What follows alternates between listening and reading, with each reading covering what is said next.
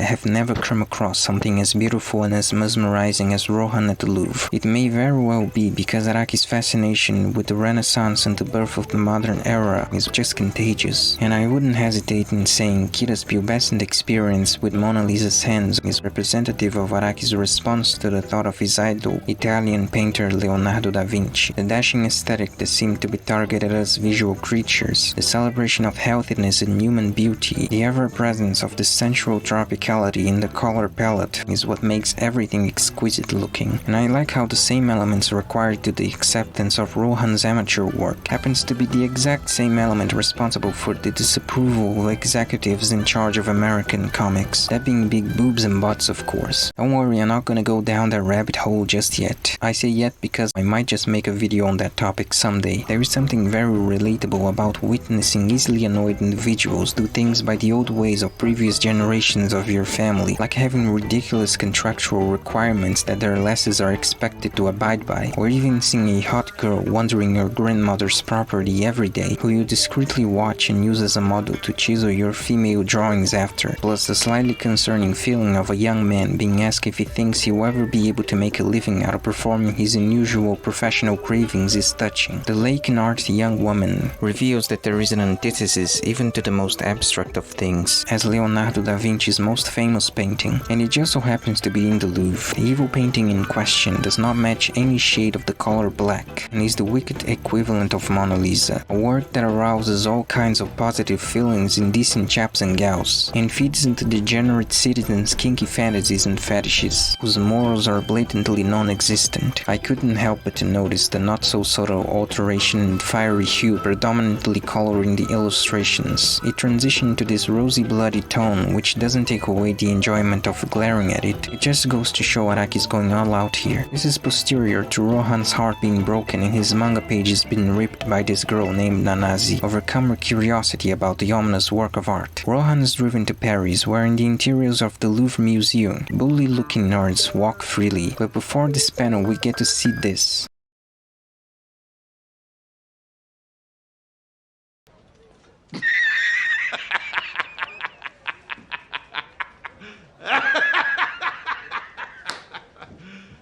The conclusion to the exchange Rohan shared with his fanboys plays out in an unpleasant manner, with Rohan smugly telling them to dress nicely when in the presence of art, and leaves to speak with Noguchi, the translator of the public department of the Louvre, who is the mother of another victim of Araki's obsession with drowning little children. All info on the dark painting Rohan possessed is that late painter Nizaemon Yamamura had chopped down a tree to extract the pigment of a blackness never seen before to use in his painting holding the name Under the Moon. The Louvre had taken the work after the execution of Nizaemon for the crime of chopping down an ancient tree, located in the depths of an abandoned section of the museum which was made use of in the 18th century. Rohan and the Louvre's personnel make their way to said location, and the illustration is top-notch. Just look at this.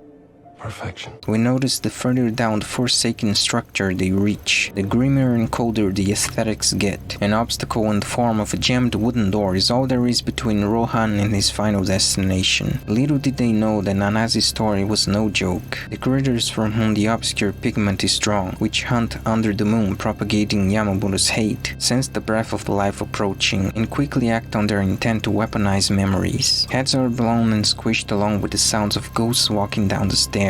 In order for Rohan to learn a lesson, which is not to touch the ancestor spectrums of that room's occupants, lungs get restricted, and Swiss cheese is made out of meat. Heaven's door reveals kanji for death is what appears written in their bodies, right before ganging up on Rohan to exact their deadly interaction. However, they quit the onslaught as a reaction to Rohan severing laces with family and loved ones, by having his stand erase his memories. 10 years prior to this event, Yamamura's wife had booked her staying in Rohan's grandmother's inn, as presumably a ghost, in a bid to put an end to Nizaemon Yamamura's hatred, and ended up becoming the first love of Rohan. Her full name was Nanazi Kishibe, and not long after the execution of her husband, she died of an illness. Whether the information about the painting being ultimately burnt is true or not, we'll never know.